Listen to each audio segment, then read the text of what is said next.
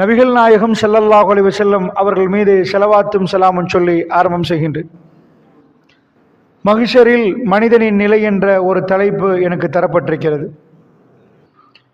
இந்த தலைப்பு தருவதற்கான காரணம் என்னவென்று சொன்னால், மஹ்ஷர் சம்பந்தமாக நாம் அதிகம் நினைத்து பார்ப்பதில்லை. துனியாவை எந்த அளவுக்கு நினைக்கிறோமோ அந்த அளவுக்கு ஆகிராவை நாம் நினைக்கிறோம் என்றால் நான் உட்பட இல்லை. ஏனென்றால் துனியா நம்மளை பிஸியாக்கி இருக்கிறது. அதனால் ஆகிராவுடைய சிந்தனை நமக்கு மிகவும் குறைவு. ஒவ்வொரு பிரச்சனைகளும் அதனுடைய தீர்வை தேடி அலைகிற நேரம் நமக்கு ஆகிரா மறக்கடிக்கப்படுகிறது. அந்த நேரத்தில் நாம் அதிகம் ஆகிராவை ஞாபகப்படுத்திக் கொள்ள வேண்டும் என்பதற்காக இந்த மாதிரியான அவைகளில் இப்படியான தலைப்புகள் தரப்படுகிறது. ஃபதக்கிர், ஞாபகப்படுத்துங்கள். ஃபஇன்ன திக்ரா தன்ஃபஉல் முஃமினீன், ஞாபகப்படுத்துவது மூமின்களுக்கு பயனளிக்கும் என்று அல்லாஹ் ரப்பல் ஆலமீன் சொல்கிறான். நாம் தெரிந்த அந்த மறுமை நாள் சம்பந்தமான நிகழ்வுகளை திரும்ப ஞாபகப்படுத்திக் கொள்கிற நேரம் நமக்கு அது பயனளிக்கிறது. அல்லாஹ்வுடைய நல்லடியார்களே, நாம் மூமின்களாக இருந்தால் பொதுவாக இன்னொரு விடயத்தையும் நாம் சமூகத்தில் பார்க்கிறோம். மறுமையில் அல்லாஹ் பிடிப்பான் என்று சொன்னால் அது அப்ப பார்ப்போமே என்று சிலர்கள் போகிறார்கள். மறுமை என்றால் அல்லாஹ் பிடிப்பானே, அந்த சன்னிதானம் அதிபயங்கரமாக இருக்குமே, அல்லாஹ் கேள்வி கேட்பானே என்ற அச்சம் நமக்குள் அதிகமான நேரங்களில் வருவதில்லை. பேசிலே ஒரு 2000 5000 ரூபாய் காணவில்லை என்று சொன்னால் நாம் பதற அளவுக்கு கூட மறுமை நாளில் அல்லாஹ் கேட்பான் என்றால் அந்த பதட்டம் நமக்குள் வருவதில்லை. வேர்வை வடிந்து விறுவிறுத்த கோலத்தில் அல்லாஹ் மறுமையில கேட்பானே என்ற அச்சம் நமக்கு வருகிறதா என்று கேட்டால் அதிகமானவர்களுக்கு அந்த அச்சமே இல்லை. அப்ப பார்ப்போமே என்கிறார்கள் தைரியமாக. கடனை வாங்கிவிட்டு கடன் கொடுக்க வேண்டும், அது பயங்கரமான குற்றம் என்று தெரிந்தும் அதுக்கு ரொம்ப அசால்ட்டாக பொடுப்போக்காக நடக்கிறவர்கள் அதிகமாக இந்த உம்மத்தில் இருப்பதை நாம் பார்க்கிறோம். அல்லாஹ்வுடைய நல்லடியார்களே, அந்த வகையில நாம் என்ன, நமக்கு அந்த மறுமை என்பதை பெருமானார் ஸல்லல்லாஹு அலைஹி வஸல்லம் அவர்கள் மறுமை நாளை பற்றி பேசுகிற நேரம் அவர்கள் ஒரு போர் தளபதி எப்படி தன்னுடைய போர் வீரர்களுக்கு எச்சரிப்பார்கள், முந்திரு ஜெய்ஷ், ஒரு படைக்கு ஒரு தளபதி எப்படி எச்சரிப்பாரோ. சாதாரணமா படை தளபதி பேசுறதை நீங்க பார்த்திருப்பீங்க. சும்மா உட்காருங்கன்னு பேச மாட்டார். அவர் கொஞ்சம் உரத்த குரல்ல சொல்லுவார், இல்லைங்க, அந்த குரலே அவர்களை நிப்பாட்டும். அது படைக்கு ஒரு ஒழுங்குமுறை, அழகு. அந்த மாதிரி ஒரு இதாக பெருமானார் ஸல்லல்லாஹு அலைஹி வஸல்லம் முகம் சிவந்து விடும். மறுமையை பற்றி பேசுகிற நேரம் குரல்கள் உயர்ந்து விடும். அல்லாஹ்வுடைய தூதர் ஸல்லல்லாஹு அலைஹி வஸல்லம் அவர்கள் அதை பேசுகிற நேரம் அந்த காட்சி அப்படி இருக்கும்.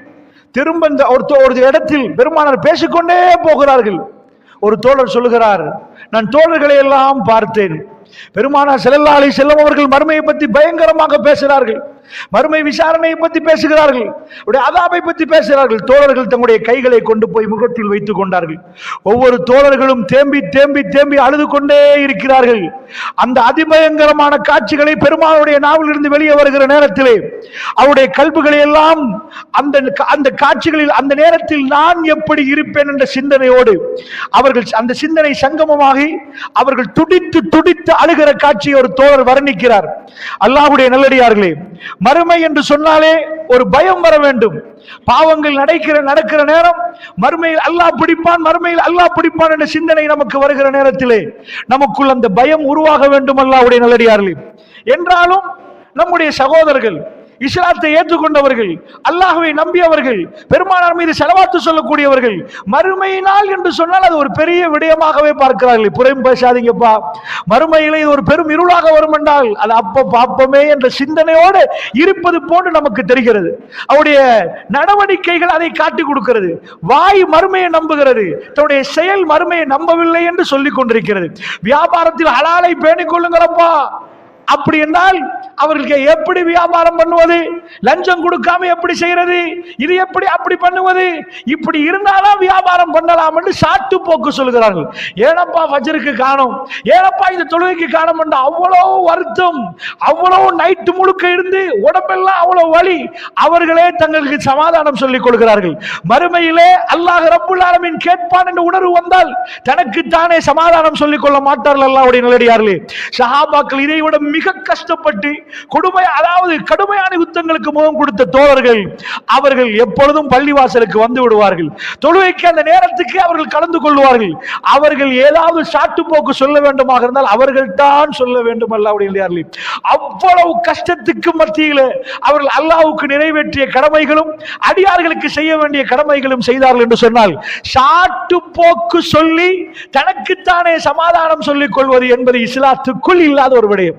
அல்லாஹ்வுடைய நல்லடியார்களே, அப்படி என்றால் முதல் பிரச்சனை மஹ்ஷர் மைதானத்தை பற்றி நான் பேசுவதற்கு முன்னாடி நமக்குள்ள உண்மையான அந்த ஈமான் வருகிற நேரம் தோழர்கள் எப்படி பயந்தார்களோ, எப்படி நடந்தார்களோ, மறுமை என்று சொன்னால் அவர்கள் இந்த உலகத்தையே மறந்து விடுவார்கள். மறுமை என்று சொன்னால் அவர்களுக்குள் அந்த நடுக்கம் உருவாகிவிடும். அல்லாஹ் ஜல்ல ஷானஹு தூதர் அதை பற்றி பேசுகிற நேரமே அவர்கள் நடுங்கி நிற்பார்கள் என்றால் அந்த உணர்வு நமக்கு வருவதற்கு நம்பிக்கை மிக அவசியமாக இருக்கிறது. முதலிலே நாம் நம்பணும். அல்லாஹ் நம்மளை எழுப்பாட்டுவானா? நீங்க திரும்ப கேட்பீங்க, நம்பாமலா இங்க உட்கார்ந்து இருக்கிறோம். நம்பிக்கையின் அளவுகள் இருக்கிறது. ஈமான் எல்லோருடைய ஈமானும் ஒரே மாதிரி இல்லை. அபூபக்கர் ரலியல்லாஹு ஈமான் ஒரு மாதிரி, உமர் பின் கத்தாப் ரலியல்லாஹு ஈமான் ஒரு மாதிரி, உஸ்மான் பின் அஃபான் ரலியல்லாஹு ஈமான் ஒரு மாதிரி, நம்முடைய ஈமான் ஒரு மாதிரி. நாம் எல்லோரும் ஒரே ரேஞ்சில் ஈமானை வைக்க முடியாது. அல் ஈமானு யஸீது வ யன்குஸ், ஈமான் கூடும், ஈமான் குறையும். அல்லாஹ்வுடைய ஈமானுக்கு ஏற்றவாறு நாம் நடந்து கொள்வோம். அப்படி என்று சொன்னால் நம்முடைய ஈமானை திரும்ப திரும்ப புதுப்பிக்கிற நேரம் மறுமை நமக்கு வர முன்னாடியே மறுமையில் வாழ்வது போன்ற உணர்வு நமக்குள் ஏற்படும். அல்லாஹ் நிப்பாட்டி வைத்து நமக்கு கேட்டால் எப்படி என்று சொல்லுகிற நேரமே நம் கண்ணில் இருந்து மாலை பாடையாக கண்ணீர் வடிய ஆரம்பிக்கும். ஏனென்றால் நாம் அதை நம்புகிறோம் என்பதை நம்முடைய கண்கள் சொல்லும், நம்முடைய உணர்வுகள் சொல்லும், நம்முடைய நடத்தை சொல்லும், நம்முடைய குடுக்கல் வாங்கல் சொல்லும், நாம் மனைவியோடு நடந்து கொள்கிற விதத்தை சொல்லும், அண்டை வீட்டாரோடு நடந்து கொள்கிற விதத்தை சொல்லும், மக்களை மன்னிக்கிற விதத்தை சொல்லும். கோபம் குரோதம் அத்தனையும் தூக்கி எறிந்து விட்டு, பொறாமைகளை தூக்கி எறிந்து விட்டு நம்முடைய பண்பாடுகள் நமக்கு சொல்லித் தரும். அல்லாஹ்வுடைய நீ நம்புகிறாயா இல்லையா என்று. அப்படி என்றால் நம்முடைய பலர்களுடைய நடவடிக்கைகள் நாம் நம்பவில்லை என்பதை நடவடிக்கை நம்மளை காட்டுகிறது, சொல்லிக் கொள்கிறது, சொல்லி காட்டுகிறது. அல்லாஹ்வுடைய அப்படி என்றால் நம்பியவர்கள் எப்படி நடப்பார்கள் அதை சொல்லிவிட்டு நாம் எந்த அளவு நம்பியிருக்கிறோம் என்பதை உரசி பார்ப்போம். நம்பியவர்கள் எப்படி நடப்பார்கள்? உங்களுக்கு தெரிந்த ஒரு ஹதீஸோடு நான் தொடங்குகிறேன். காமிதியா பெண்ணு பெருமானார் முன்னாடி வருகிறார்கள். இந்த உலகத்தில் எவ்வளவோ நீதிமன்றங்களை பார்த்திருக்கிறோம், சர்வதேச நீதிமன்றங்கள் பார்த்திருக்கிறோம், மிக பெரும் நீதியரசர்கள் உட்கார்ந்து விட்டு நீதி சொல்லக்கூடிய விஷயங்களை எல்லாம் நாம் பார்த்திருக்கிறோம். இந்த உலகத்தில் பெருமானாரும் ஒரு ஜட்ஜாக இருந்தார்கள். பெருமானாரும் நீதி கொடுக்க வேண்டிய ஒரு இடத்துக்கு வந்தார்கள். பெருமானார் இந்த உலகத்தில் இல்லாத பொசிஷன் என்னன்னு கேட்கணும். அவர் ஒரு நீதி அரசர். அவருக்கு முன்னாடி வழக்காடப்படுகிற நேரம் நீதி கொடுத்தார்கள். ஆனால் அல்லாஹ்வுடைய தூதர் மிக கடுமையான ஒரு சட்டத்தை அல்லாஹ் இறக்கியிருந்தார். விபச்சாரம் செய்தால் திருமணத்துக்கு பிறகு, திருமணத்துக்கு முன்னாடி விபச்சாரம் செய்தால் கசை அடிக்கணும். திருமணம் முடிக்கல அவங்க 100 கசை அடிக்கணும். விபச்சாரம் திருமணத்துக்கு பிறகு செய்தால் அது மிக பிரம்மாண்டமான குற்றம், பயங்கரமான குற்றம். அந்த குற்றத்துக்கு இஸ்லாமிய சட்டம் என்னவென்றால், அதாவது இஸ்லாமிய நாட்டுக்குள் இந்த சட்டம் நிறைவேற்றப்படும். இஸ்லாமிய சட்டம் என்னன்னா, அவர்களை கொண்டு வந்து கல்லால் எறிந்து கொள்ளணும், ரஜம் செய்யணும், கல்லால எறிந்து கொள்ளணும். இதை தெரிந்தா, யாராவது ஒரு தப்பு பண்ணிருந்தா, இந்த தப்புக்கு இதான் தண்டனை தெரிஞ்சிருந்தா, உலகத்தில் யாராவது முன்னாடி போய் நான் இந்த குற்றத்தை செஞ்சுட்டேன்னு ஒப்புக்கொள்வார்களா? இது நடக்கவே நடக்காது. இன்றைக்கு நீதித்துறை இந்த அளவுக்கு டெவலப் ஆகி இருக்கிறது. ஆனால் உலகத்திலே இன்றைக்கும் அநியாயம் தலை தூக்கி இவ்வளவு நீதித்துறை எந்த அளவுக்கு டெக்னாலஜியை பயன்படுத்தணுமோ, அதாவது திருட்டுகளை எப்படி பிடிக்கலாமோ, வாகனம் வேகமாக ஓடுற நேரம் கேமராவே டார்கெட் பண்ணி பிடிச்சி வீட்டுக்கே வருகிறது, இந்த ஃபைன் இந்த அளவுக்கு இப்படி என்று எல்லாம் சிஸ்டமேட்டிக் பண்ணிருக்கிறாங்க இன்டர்நேஷனலி. ஆனா தப்பு குறைந்திருக்கிறான்னு கேட்டால் ஒவ்வொரு ஆண்டாக தப்பு கூடிட்டே போகுது. எப்படி போதைப் பொருள் கூடிட்டு போகுதோ, விபச்சாரம் கூடுது, கொலைகள் கூடுது, அநியாயம் கூடுது, அக்கிரமம் கூடுது. ஏனென்றால் இவர்கள் இவ்வளவு சட்டத்துறை வல்லுநர்கள் இப்படிப்பட்ட சட்டங்களை சொல்லியும் இந்த உலகத்தில் அந்த குற்றம் குறையவில்லை. அல்லாஹ்வுடைய சட்டத்தை பாருங்கள். பெருமானார் ஈமானைத்தான் கொடுத்தார்கள். எந்த குற்றவியல் சட்டத்துக்கும் தண்டனையை விட மிக முக்கியமானது ஈமான் என்பதை இந்த செய்தி காட்டுது. மறுமையுடைய தண்டனையை அஞ்சக்கூடிய ஒரு, அதாவது எப்படி மனிதர்கள் அதை உண்மையாக நம்பினால் எப்படி நடப்பார்கள் என்பதை இது காட்டி கொடுக்குது. என்ன நடக்குது? ராமிதியா பெண்ணு நேரடியா வர்றாங்க. வந்து பெருமானார்ட்ட கேட்கிறாங்க, அல்லாஹ்வுடைய தூதரே, நான் துரோகம் பண்ணிட்டேன் என்னுடைய ரப்புக்கு, நான் விபச்சாரம் பண்ணிட்டேன் யார சொல்லலாம், எனக்கு ஹத்த நிறைவேற்றுங்கன்ட்டாங்க. பெருமானார் மேலிருந்து கீழே பார்க்கிறார்கள். ஜுகைனா குலத்து பெண் காமிதியா பெண்ணு வந்திருக்கிறார். மேலிருந்து கீழே பார்க்கிறாங்க. அல்லாஹ்வுடைய தூதர் திரும்ப கேட்கல, நீங்க பண்ணிட்டீங்களா, உங்களோட விபச்சாரம் செஞ்ச மற்றவர் எங்க, தனியா பண்ணலாது இல்லையா, அவரோடு இன்னொரு பண்ணிருப்பாரு. எந்த ஒரு செய்தியிலும் பெருமானார் துருவினதாக எங்கேயுமே இல்லை. மாயிஸ் ரலியல்லாஹு அன்ஹு அவர்கள் ஒரு முறை வருகிறார்கள். மாயிஸ் பதட்டத்தோட வர்றாங்க, மேல ஆடை இல்ல, துடிச்சு போய் சொல்றாங்க, யார சொல்லலாம் விபச்சாரம் பண்ணிட்டேன்றாங்க. எங்கப்பா அந்த பொம்பளைன்னு கேட்கல. பெருமானார்ட்ட எப்பயும் துருவுற விஷயமே இல்லை. கேட்கணும்னா உட்கார வச்சு துருவி துருவி விசாரிக்கல. நீங்க அல்லாட்ட மன்னிப்பு கேளுங்கன்ட்டாங்க. பெருமானாரிடம் யாரும் பிடிச்சு கொண்டு வரவும் இல்லை. அந்த பெண்ணே தானாக வந்து கேட்கிறாங்க. அல்லாஹ்வுடைய தூதர் இப்படி யாராவது சொல்லுகிற நேரம் பெருமானாருடைய வளமை என்னண்டா அவங்கள திருப்பி அனுப்பி தௌபா செய்ய சொல்வது. நீங்க நினைச்சிடக்கூடாது நேரடியா கிடைச்சதுக்கு பிறகு யாருக்கோ என்னமோ அவள் கிடைச்சுதான் சப்பி சப்பி இருக்கிறதுக்கு பெருமானார் 4 பேரை கூப்பிட்டு தெரியுமா அப்படியெல்லாம் பேசவே மாட்டார்கள். நாயகம் ஸல்லல்லாஹு அலைஹி வஸல்லம் அவர்கள் ஒரு மனிதனுடைய மானத்தை கண்டால், யாராவது ஒரு விஷயத்தை கண்டால் முழுக்க மறைப்பார்கள். மரணிப்பதற்கு 82 நாட்களுக்கு முன்னாடி மிக பெரும் ஒரு கூட்டத்தை பெருமானார் சந்திக்கிறார்கள் ஹஜ்ஜத்துல் வதால. அவ்வளவு பிரம்மாண்டமான கூட்டத்தை சந்தித்த ரசூலுல்லாஹ் தன்னுடைய கடைசி உரை எப்படி நிகழ்த்துறார்கள் தெரியுமா?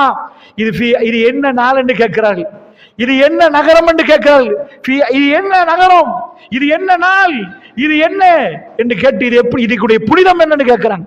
கேட்டுவிட்டு ரசூலுல்லாஹ் சொல்றாங்க, ஒரு முஸ்லிமுடைய மானம் அதை விட புனிதம் என்கிறார்கள். மானத்தில் கை வைத்து விளையாட வேண்டாம் என்கிறார்கள். ஒரு மூமினுடைய மானம் எவ்வளவு புனிதம் என்று சொல்கிறார்கள். அல்லாஹ்வுடைய நல்லடியார்களே, அந்த நாள் ரசூலுல்லாஹ்வுடைய வழக்கத்திலேயே அது இல்லை. கேட்கிறேன்டா யார் எங்க, பெருமானார் அந்த அம்மாவை அனுப்புறாங்க. என் மாயிஸ்லனுடைய செய்தியில அவர் ஓடி வர்ற நல்ல தோழர், அவர் மிகவும் சிறப்பான ஒரு தோழர், அல்லாஹ்வுக்கு ரொம்ப அஞ்சியவர். உணர்வு முந்தி விட்டது, ஈமான் தூக்கப்பட்டு விட்டது நாங்க ரசூலுல்லாஹ். ஈமான் தூக்க, ஒரு மோமின் விபச்சாரம் செய்வானான்னு கேட்டால் செய்வான்னு நாங்க ரசூலுல்லாஹ். ஒரு மோமின் விபச்சாரம் செய்வான் எப்ப ஈமான் தூக்கப்படும் என்றார்கள். விபச்சாரம் மூடி ஈமான் மறுபடி சங்கமமாகும் என்றார்கள். அல்லாஹ்வுடைய தூதர் மோமின் விபச்சாரம் செய்ய மாட்டான் என்று சொல்லவில்லை. ஸஹாபு நபி ரசூலுல்லாஹ்வுடைய தோழர்களில் ஒரு தோழர், மிக முக்கியமான ஒரு தோழர் மாயிஸ்ல அவங்க வந்து சொல்றாங்க, யா ரசூலல்லாஹ் நான் விபச்சாரம் பண்ணிட்டேன், எனக்கு ஹத்த நிறைவேற்றுங்க. என்ன சொன்னாங்க? 4 மர்ராத், 4 தடவைகள் தலையை திருப்பினாங்க. இந்த பக்கம் திரும்ப அவர் திரும்ப வந்தார், யா ரசூலல்லாஹ் நான் துரோகம் பண்ணிட்டேன், எனக்குரிய தண்டனையை தாங்க யா ரசூலல்லாஹ். பெருமானார் இந்த பக்கம் சொல்லி, இல்லம்மா ஈஸ் நீங்க போங்க என்கிறார்கள், நீங்க போங்க என்கிறார்கள். பெருமானார் துருவ விரும்பவே இல்லை. திரும்ப சொல்றார்கள், இவர் குடித்திருக்கிறாரு போல. சஹாபாக்கள் சொல்றாங்க, இல்ல யா ரசூலல்லாஹ் வந்து பார்த்து அவர் குடிச்சு இல்ல, மாயிஸ் நீங்க போங்க என்கிறாங்க ரசூலுல்லாஹ். இந்த புகார்ல வரக்கூடிய செய்தி இறுதியா சொல்றாங்க, முத்தம் கொடுத்திருப்பீங்க மாயிஸ், நீங்க போங்க என்கிறாங்க ரசூலுல்லாஹ் ஸல்லல்லாஹு அலைஹி வஸல்லம். ஹாத்தமுல் அன்பியா ரஹ்மத்துல் லில் ஆலமீன் எப்படி நடந்து கொள்கிறார், போங்க. அவர் சொல்லுகிறார், இல்லை யா ரசூலல்லாஹ் என் ரப்புக்கு நான் துரோகம் பண்ணிட்டேன் யா ரசூலல்லாஹ். அல்லாஹ்வை சந்திக்கிற நேரம் அல்லாஹ் விபச்சாரம் செய்த கூட்டத்தில் அவரை போடக்கூடாது. இந்த துனியாவை அவர்கள் எப்படி பார்த்தார்கள், ஆகிராவை எப்படி, ஆகிராவோட எப்படி நடந்து கொண்டார்கள், என்ன சொன்னார்கள் ரசூலுல்லாஹ்? இறுதியில் கேட்டார்கள், சேர்ந்தீங்களான்னு கேட்டார்கள். ஆமா என்றார்கள். அல்லாஹ்வுடைய தூதர் சொன்னார்கள், கல்லால் எறிந்து கொள்ளுங்கள் என்றார்கள். கல்லால் எறிந்து கொள்ளுங்கள். அவருக்கு குழி தோண்டப்படவில்லை, ஓடினார். பின்னாடி அடித்தார்கள். அடிக்கிற நேரம் ஒரு இடத்தில் அவர் சொல்லுகிறார், போதும் தாங்க முடியாத வேதனையில். ஆனால் ரசூல் ஸல்லல்லாஹு அலைஹி வஸல்லம் அவர்கள் ஜனாசாவை கொண்டு வந்து வைத்து நடந்ததை சொன்னார்கள். பெருமானார் சொன்னார்கள், அவர் நிறுத்துங்கள் என்று சொல்கிற நேரம் நிறுத்த வேண்டியது தானே என்றார்கள் ரசூலுல்லாஹ். நிறுத்துங்கள் என்று சொல்கிற நேரம் நிறுத்த வேண்டியது. ஜனாசாவை தூக்கி கொண்டு போகிறார்கள். பின்னாடி தோழர்கள் கதைக்கிறார்கள், ரசூலுல்லாஹ் எவ்வளவு மறைத்தார்கள், எவ்வளவு மறைத்தார்கள். போக சொன்னார், இந்த மாயிஸுக்கு தேவையா, அவரே அவருடைய மானத்தை வெளிப்படுத்தினார் என்று சொல்கிற நேரம் புகாரில் இந்த செய்தியை பாருங்கள். பெருமானார் பின்னாடி திரும்பி கேட்டார், யாரை பத்தி பேசுகிறீர்கள், யாரை பத்தி பேசுகிறீர்கள், இவர் யாரு தெரியுமான்னு கேட்டார். இவர் யாரு தெரியுமான்னு கேட்டார். ஜன்னாவாசி என்றார்கள் ரசூலுல்லாஹ். தஹலல் ஜன்னா, அவர் சொர்க்கத்துக்கு நுழைந்து விட்டார் என்று சொன்னார்கள். அவரை பத்தி பேச வேண்டாம் என்றார்கள் ரசூல் ஸல்லல்லாஹு அலைஹி வஸல்லம். அல்லாஹ்வுடைய நல்லடியார்களே, நம்ம ஊர் அப்படியா இருக்கிறது, நம்ம பள்ளிவாசல் அப்படியா இருக்கிறது, நாம் மார்க்கம் பேசல் அப்படியா நடந்து கொள்கிறோம். அல்லாஹ்வுடைய வாய்க்கு எது கிடைத்தாலும் பரத்தி விடுகிறோம், எதை கிடைத்தாலும் பேசுகிறோம். நாம் மறுமையை நம்புறவர்களா? மஹ்ஷர் மைதானத்துடைய கேள்வி கணக்கில் இவை எல்லாம் வரும் என்று நினைக்கிறவர்களா? அல்லாஹ்வுடைய நல்லடியார்களை திருந்த வேண்டிய இடங்கள் நிறைய இருக்கிறது. நமக்கு யாரோ ஏதோ சொல்கிற நேரம் நாமளும் அவர்களோடு அப்படியே பேசி அந்த பேச்சில மாட்டிக்கொண்டு திரும்ப திரும்ப இன்னொருடைய பத்தி புறம் பேச ஆரம்பித்து விடுகிறோம். அல்லாஹ்வுடைய நல்லடியார்களே, எப்படி ரசூலுல்லாஹ் நடந்து கொண்டார்கள், அவர்கள் எப்படி நடந்தார்கள்? மதீனா மிக புனிதமான மனிதர்கள் வாழுகிற இடமாக மாறி இருந்தது. இதேதான் ஜுஹைனா குலத்து பெண் வந்து நின்றார். யார சொல்லலாம், எனக்கு தெரிய உலக நீதிமன்றத்தில் இப்படிப்பட்ட நீதி, இப்படிப்பட்ட அதாவது யாரோ பிடித்துட்டு வந்து போலீஸ்ல நிப்பாட்டி வச்சு அவர்களை கொண்டு போய் கோர்ட்ஸ்ல ஏத்தி அவர்களுக்கு தண்டனை கொடுப்பதை பார்த்திருக்கிறோம். குற்றவாளியே முன்னாடி வந்து நான் குற்றம் செய்து விட்டேன், அதிபயங்கரமான தண்டனை. சாதாரணமா கொண்டு போய் ஏதோ ஜெயில போட்டு பேல் கொடுக்கிற மாதிரி தண்டனை இல்ல, இதனோட வாழ்க்கை முடிய போகிறது என்கிற தண்டனை. இந்த தண்டனைக்கு உலகம் வேறு விதமாக பேசும், அரபிகளுடைய கொடுமையான தண்டனை என்று பேசும். என்றாலும் அந்த மக்கள் எப்படி நடந்து கொண்டார்கள் என்றால் இதுதான் மறுமையுடைய நம்பிக்கை. அந்த அம்மா வந்து சொன்னா, யா ரசூலல்லாஹ், எனக்கு நான் குற்றம் செய்து விட்டேன், ஜினா செய்து விட்டேன், எனக்குரிய ஹத்தை நிறைவேற்றுங்கள். ரப்போடு பேச வேண்டும் என்று துடிக்கிற ஒரு கல்வி, ஈமான் நிரம்பிய ஒரு கல்வி. அந்த சந்தர்ப்ப சூழல், மனிதனுடைய பலகீனம் அந்த விபச்சாரத்தை நோக்கி அவனை தள்ளிவிட்டது. இது பொதுவாக எந்த ஒரு மனிதனுக்கும் ஷைத்தான் அந்த இடத்தில் வந்து சருக வைத்து விடுவான். அல்லாஹ்வுடைய நல்லடியார்களே, பெருமானார் சொன்னார்கள், அப்படியே மேல இருந்து கீழே பார்த்து போட்டு சொன்னார்கள், போங்க என்றார்கள். வயிற்றில் உள்ளதை பெற்றெடுத்து விட்டு வாங்க என்றார்கள். வயிற்றுல குழந்தை இருக்குது, அதை பெற்றெடுத்து விட்டு வாங்க. நீங்க நினைக்கிறீங்களா ஒரு மனுஷனுக்கு இந்த இடம் கொடுக்கும்? முன்னாடி போய் ஒரு பொம்பளை நின்றா பார்க்கிற எல்லாரும் என்ன பேசுவாங்க? மறைவாக இருந்தது எல்லாருக்கும் வெளிப்பட்டு போனா என்ன ஆகும்? அந்த அம்மாவுக்கு என்ன உணர்வு தெரியுமா? நான் குற்றம் செஞ்ச ஊரே எனக்கு காரி துப்பும், ஆனா என் ரப்பை சந்திக்கிற நேரம் என் ரப்பு என்னை கேவலமாக பார்க்க கூடாது, ரப்போட பேசணுமே, ரப்பு என்னோட பேசணுமே, ரப்பு எனக்கு அருள் புரியணுமே என்ற ஒரே ஒரு உணர்வோடு அந்த அம்மா துடித்து வருகிறாள். பிள்ளையை பெற்றெடுத்த என்னுடைய அனுபவத்தில் ஒரு பெண்ணு தன்னுடைய பிள்ளையை பெற்றெடுத்தா, அந்த புள்ள பக்கத்திலேயே அவ தூங்கிடுவா, அந்த புள்ள பக்கத்திலேயே நடப்பா, தும்மினாலும் பாப்பா. ராத்திரி 1:30 மணிக்கு முழு உலகமே தூங்குற நேரம் அந்த அம்மா புள்ள சிறு சிறு அழுகிற நேரம் எழும்பி பால் கொடுப்பா. அதுதான் தாய் பாசம். அந்த பிள்ளையோடு அந்த அம்மா திரும்ப வருகிறார். யா ரசூலல்லாஹ், துரோகம் செய்த பெண்ணு வந்திருக்கிறேன், ரப்புக்கு துரோகம் செய்த பெண்ணு ஹாமிதியா குலத்து பெண் வந்திருக்கிறேன், ஹத்தை நிறைவேற்றுங்கள் என்கிறார். பெருமானார் ஸல்லல்லாஹு அலைஹி வஸல்லம் சொல்றாங்க, இல்லம்மா, பால் குடி மறக்க வச்சுட்டு வாங்கம்மான்றாங்க. அந்த பிள்ளையோட திரும்ப போகிறா. அந்த பிள்ளைக்கு பால் குடி மறக்க வச்சுட்டு அந்த அம்மா வர்றா. சாதாரணமா பால் குடி மறந்துட்டேன்னா அந்த புள்ளை இப்ப நடக்கிற பருவம், பேசுற பருவம். ஒரு தாய் தகப்பனாக நீங்க இருக்கிறீங்க, தாய்மார்கள் அங்க இருந்து கொண்டிருக்கிறீங்க. உங்க பிள்ளையுடைய அந்த பருவத்தை கொஞ்சம் யோசிச்சு பாருங்க. உண்மையன்னு உங்களோட பேசுற நேரம், உங்க மேல வந்து உழுகிற நேரம், உங்களோட விளையாடுற நேரம் உங்க கல்வி பிரிவதற்கு விடுமா? உலகத்தில் எதையெல்லாம் நீங்கள் விட ரெடியானாலும் உங்க பிள்ளைகிட்ட இருந்து நீங்க பிரிய மாட்டீங்க. அப்படிப்பட்ட ஒரு அன்பு உலகத்தில் எதையும் உங்க பிள்ளைக்காக வேண்டி கொடுக்கிற நேரம், நீங்கள் கஷ்டப்பட்டு சம்பாதித்த பல கோடிக்கணக்கான சொத்தை உங்க பிள்ளையுடைய ட்ரீட்மெண்ட்டுக்காக செலவழிக்கணும் என்றா தயங்காம வேற எதுக்கும் கொடுக்காத. நீங்க எத்தனை கோடியா இருந்தாலும் உங்க புள்ள உயிர் தப்பணமாக இருந்தா இத்தனை கோடி செலவழித்து இந்தியாவுக்கு அனுப்பி யூகேக்கு அனுப்பி தான் ட்ரீட்மெண்ட் பண்ணணும்டா. நடு ரோட்டில் வருவதற்கு நீங்க தயங்க மாட்டீங்க.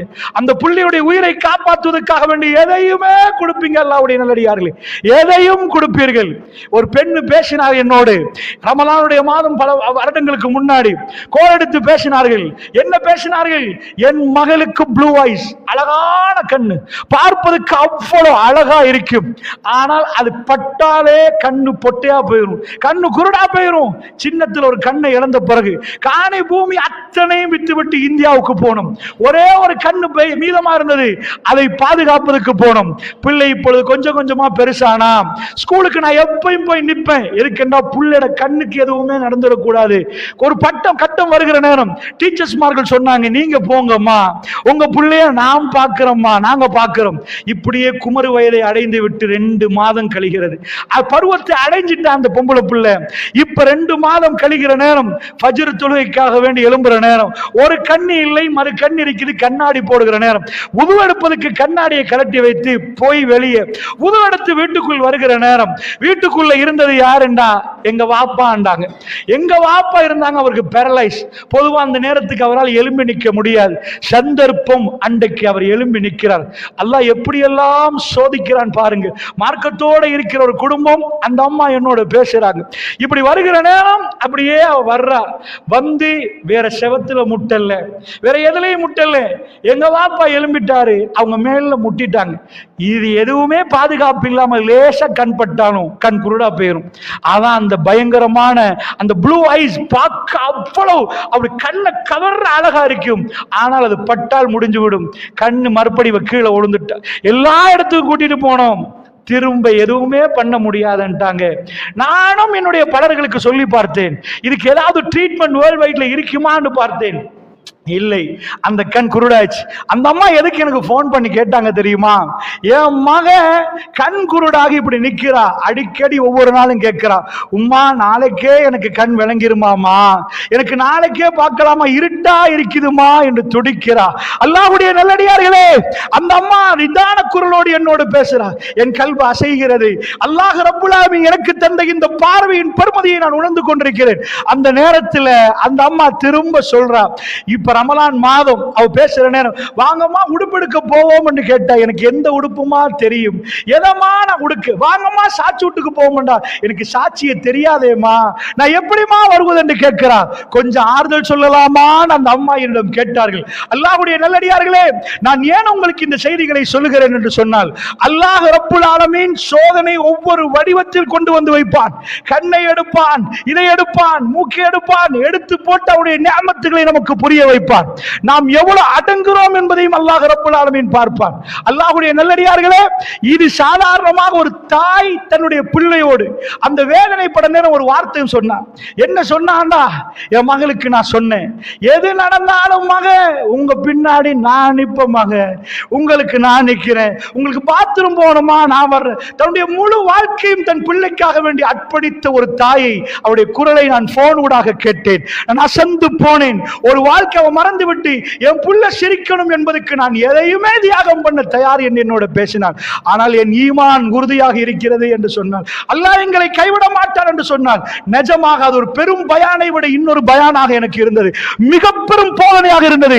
உலகத்திலே மனிதர்கள் பிரச்சனையை முகம் கொடுக்கிற நேரம் ஈமான் எப்படி அவர்களை பலம் பார்க்கிறது என்பதை நான் கேட்டுக்கொண்டிருந்தேன். அல்லாஹ்வுடைய நல்லடியார்களே, இதுதான் தாயும் பிள்ளையும் உறவு என்று சொல்லுவது. இப்படித்தான் ஜுகைனா குலத்து பெண் தன் பிள்ளையோட புள்ளைய பெத்தெடுத்த உடனே, இதுக்கு மேல ரசூலுல்லாஹ் என்ன கூப்பிடவும் இல்லை, நான் எதுக்கு போகணும், பாவம் செஞ்சாச்சு, பாவம் செஞ்ச இந்த நிமிடத்தில் வேணும்னா வேறு வடியும், ரொம்ப ஒரு மாதிரியா நிற்கும். பாவம் செஞ்சு பல மாதங்கள் கழிகிற நேரம் அந்த பாவம் செஞ்சோமான்னு கேட்கிற அளவுக்கு நாமளே பாவத்தை மறந்துடுவோம். அப்பெல்லாம் நமக்குள்ள அந்த பயங்கரம் தெரியவே தெரியாது. ஒரு கிழமை வேணும்னா அப்படி இருக்குமே தவிர அது போக போக அப்படி வராது. ஜுகைனா குலத்து பெண்மணி அன்னளவாக என் கணக்கு படி சுமார் ஒரு 3 ஆண்டுகள், 3 ஆண்டுகளில் அல்லாஹ்விடம் அழுத பெண்ணு, திரும்ப திரும்ப அல்லாஹ்விடம் மன்னிப்பு கேட்ட பெண்ணு, இன்றைக்கு எப்படி வருகிறா தெரியுமா?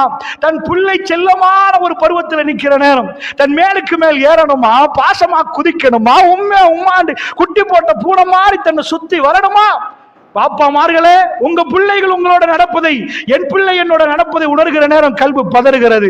பயங்கரமாக இருக்கும் அல்லாஹ்வுடைய நல்லடியார்களே. அந்த பெண்ணுடைய ஈமானை கொஞ்சம் பாருங்கள். அந்த நேரத்தில் அந்த பிள்ளையோடு அந்த அம்மா வருகிறார். எப்படி வருகிறா தெரியுமா?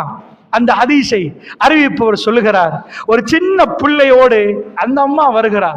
சஹாபாக்கள் அங்கு நிற்கிறார்கள். அந்த பிள்ளையுடைய கையிலே ஒரு ரொட்டி துண்டு இருக்கிறது. எதுக்கு ரொட்டி துண்டு தெரியுமா? அல்லாஹ்வுடைய தூதர் திருப்பி எனக்கு வீட்டுக்கு என்னை அனுப்பக்கூடாது, பால் குடி மறக்க வச்சு கொண்டு வர சொன்னார்கள். அந்த புள்ள ரொட்டியை சப்பி சப்பி வருகிறது. ஏண்டா சுயமா சாப்பிடலாம் யார சொல்லலாம், என் ரப்புக்கு நான் துரோகம் பண்ணிட்டேன், எனக்குரிய தௌபா ஹத் நிறைவேற்றப்படுவது, ரஜம் செய்வது, கல்லால் எறிந்து என்னை கொள்ளுவது, அதற்காக வேண்டி தயார் நிலையில் வந்த ஒரு பெண். உலகம் இதெல்லாம் பார்த்ததுக்கு பிறகு இதை எப்படி புரிந்து கொள்ளும் என்று தெரியாது. இது ஈமானின் அற்புதங்கள், ஈமானின் வெளிப்பாடுகள் அல்லாஹ்வுடைய நல்லடியார்களே. அந்த அம்மா வந்து குழந்தையோட வந்து நிற்கிறார்.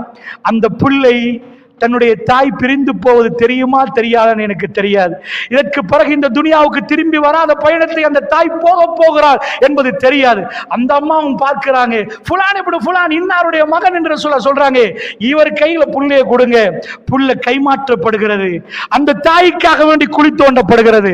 குழியிலே அவங்க இறக்கப்படுகிறாங்க. மாய் சிலையெல்லாம் அவங்களுக்கு குழி தோண்டப்படல, ஆனா இவங்களுக்கு குழி தோன்றாங்க. குழியில் இறக்கப்பட்டால் அந்த பிள்ளை அங்கே நிற்கிறது. விபச்சாரம் என்பது எவ்வளவு பயங்கரம் என்பதை சொல்லுவதற்குரிய செய்தி அல்லாஹ்வுடைய. அந்த நேரத்தில் தோழர்கள் கற்களை எடுக்கிறார்கள், எடுத்து எரிகிறார்கள். அல்லாஹ்வுடைய நல்லடியார்களே, காலித் பின் வலீத் ரலியல்லாஹு அன்ஹு நினைக்கிறேன், அடிக்கிற அடி தலையிலிருந்து ரத்தம் பாய்கிறது. ரசூலுல்லாஹ் சொன்னார்கள், காலித் நிதானமாக நடந்து கொள்ளுங்கள் என்றார். நிதானமாக நடந்து கொள்ளுங்கள் என்றார்கள். ரத்தம் பாய்கிறது. அந்த அம்மா ஷஹீதாக்கப்பட்ட, அதாவது அவர்கள் மௌத்தாகிற. இன்னா லில்லாஹி வ இன்னா இலைஹி ராஜிஊன். ஜனாசா முன்னாடி வைக்கப்படுகிறது.